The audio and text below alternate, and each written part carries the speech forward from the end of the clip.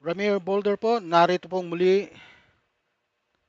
Talakayin po natin ang ngayon palang balita. Just in, hiniling ni Pangulong Ferdinand Romualdez Marcos Jr. sa Kongreso na iprioridad ang tatlong pinakapanukalang batas na may kinalaman sa pagsugpo ng malawakang katiwalian sa gobyerno. Ayan po. Lalo na sa flood control project, ang mga ito ay kinabibilangan ng Independent People's Commission Act. Isa sa batas na po yung ICI, binago lang po, ano? Independent People's Commission Act, Anti-Dynasty Bill, at Party List System Reform Act, Citizen Access Disclosure of Expenditures for National Accountability Cadena Act. Inihayag nito na ng Pangulo sa ginaganap na Legislative Executive Development Advisory Council o LEDAC meeting ngayong Martes, December 9 ng umaga. Ngayon lang po ito. Kaya sapagkat napakainit po kasi ang mga usapin pagdating po sa flood control. Kasi po napakalawak po ng gumagapang na galamay ng mga sindikato sa ilalim po ng administrasyon ni Pangulong BBM, ano? Sindikatong nagpapatakbo ng mga pagnanakaw sa flood control anomaly, flood control scam at ghost project. Ano po? Mga magnanakaw na kampi-kampi, uh, sabwatan dito, sabwatan doon ng mga opisyalis mga dating opisyalis ng DPWH, congressman at senador. Ito. Kaya po lumala ang problema natin. Ano po? Sa gitna ng matinding baha at korupsyon sa DPWH noon, hindi na nakapagpigil si Pangulong BBM. Ano po? Ha? Pangulong Bongbong Marcos na sa LEDAC meeting mismo, diretsong inuutos niya sa Kongreso, prioridad ang Anti-Dynasty Bill, Independent People Commission Act, at Cadena Act. Ha? Yan po ang mariing utos ni PBBM upang matuldukan na ang pagnanakaw sa ating kaban ng bayan. Involved po rito ang taxpayers money. Ano po? Ha? Taxpayers money na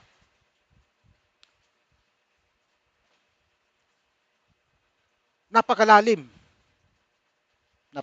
Napakalalim talaga ng pinag-ugatan. Ha? Biro mo, pera ng sangkatauhan, pera ng sambayan ng Pilipino, nanakawin lang ng mga nagsasabwatang mga opisyalis. Ano po? Ha? Ibig sabihin, sabi po niya, tapusin na ang political dynasties. Bigyan ng kapangyarihan ang taong bayan na direktang managot sa mga kurap. Ha? Bigyan ng kapangyarihan ang taong bayan na direktang managot sa mga kurap. Magkakaroon tayo ng kapangyarihan upang mapanagot itong mga kurap na to. Ha? Magandang batas po yan. Buong transparency sa pera ng bayan. Yung transparency kung magkano talaga ang pondo. Ha? Kung magkano ang lahat ng nakolekta ng gobyerno sa mga tax na ibinabayad ng ating mga manggagawa at ating mga lahat po ng nagtatrabaho dito sa Pilipinas. Hindi na puro pangako. Aksyon ang gusto niya. Aksyon agad, 1 taon pa lang sa pwesto. Dapat mayroon ka ng aksyon at ramdam. Dapat maramdaman ang pagbabago. Yan po ang mga sinasabing kataga ng ating BBM, Pangulong BBM, no? Ah, ah, ang bagong Pilipinas na matapang tumindig laban sa lumang bulok na sistema ng ating bayan. Sapagkat yung mga sistemang yon ay dapat nang palitan dahil yan po ang naging dahilan upang dumami ang magnanakaw. Yung sistemang yon ang naging dahilan upang maging bihasa sila sa pagnanakaw. Pabalik-balik sila sa pwesto. Ha? Nakikita nyo ba? Kagaya nito alam nyo sana magaling talaga ito si Escudero. Kung hindi lang siya naging, ano, gahaman din sa salapi. Nung alam nyo po sa mga kababayan, yan po si Chis Escudero, hinahangaan ko po yan na isang politician. Nung bata pa yan, nung nag-umpisa pa lang yan, kakaumpisa pa lang po niya. Ha? Kasi nga po, pag nagsalita yan, akala mo tumutula. Magaling siya, marami pong nagalingan. Isa na po ako ron. Pero lately, nung paulit-ulit na siyang nahahalal, naging gamay niya na pala ang kalakaran sa gobyerno. Siyempre, lawyer siya. Lawyer siya. Alam niya ang pasikot-sikot ng batas. Alam niya kung ano didepensa niya ang sarili niya kung nagkasala siya. Ano? Alam niya ang gagawin niya. Pero heto na siya ngayon. Tinutugis na siya ng pamahalaan na kanyang pinamumunuan. Isa siya sa mga tinutugis. Ha? Nakawala siya, naabsuelto siya sa Comelec dahil doon sa donation campaign na binigay ni Lawrence Lubiano sa kanya.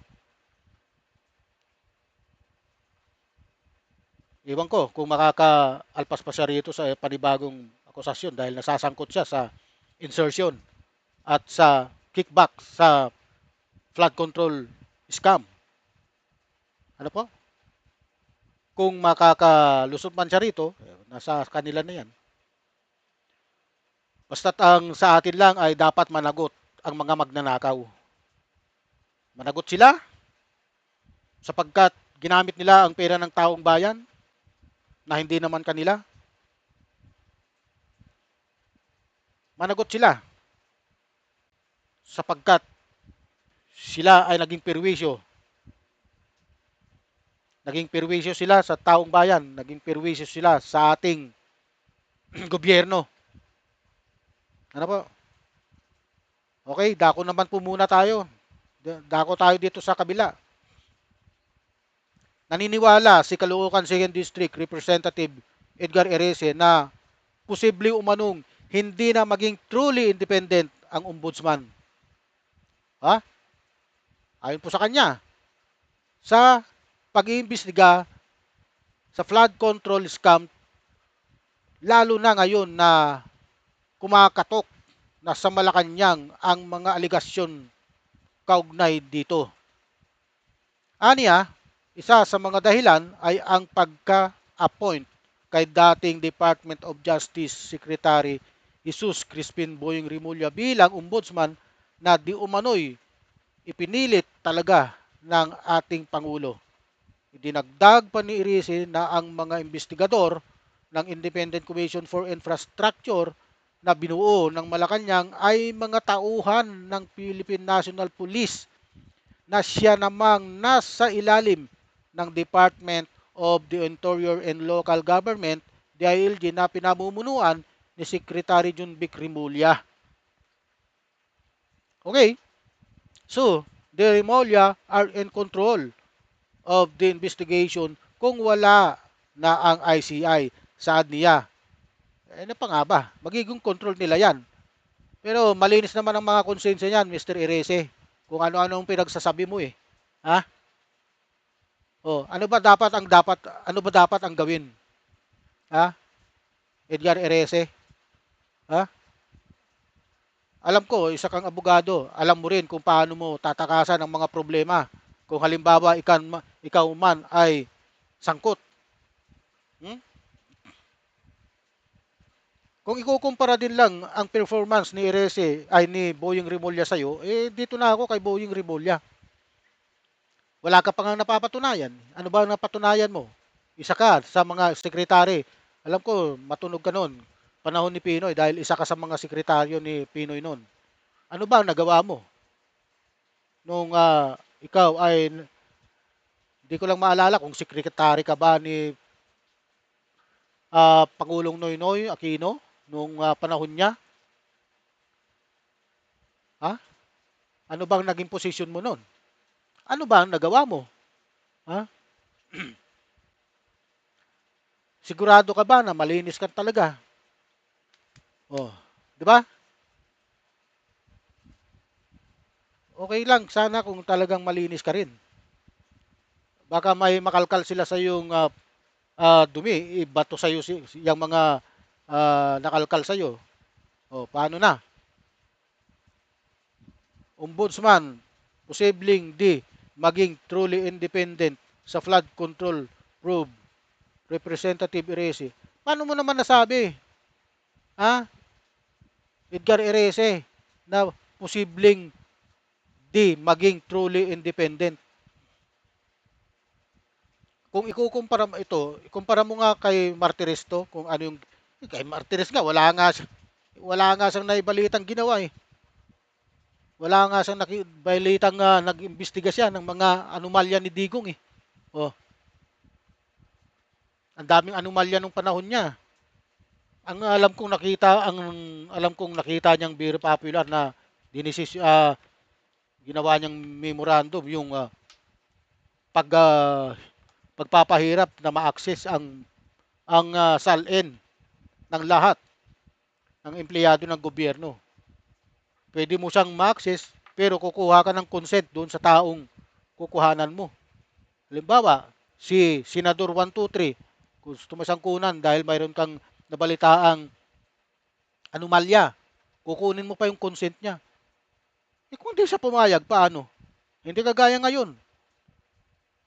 Automatic, makakakuha ka. Oh, di ba? Edgar Erese. Oh. Ngayon, kung iniisip mo na hindi magiging truly independent ang ombudsman, eh, nasa kanya na yun. Bahala na ang batas na humabol sa kanya pag natapos na yung term niya. Ganun lang yun. Di ba? Oh, di ba? Okay, mga kaibigan, mga kasama, mga kababayan, ano? Sana nagustuhan nyo ang aking munting vlog, no? Huwag niyo pong kalimutan, like, subscribe, and share sa aking Facebook, ay sa aking YouTube channel. Ganun na rin po sa aking Facebook page, sa mga nanonood ng Facebook dyan. Paki-follow na po, Ramir Boulder. Marami pong salamat sa inyo. Malapit na pong magpasko.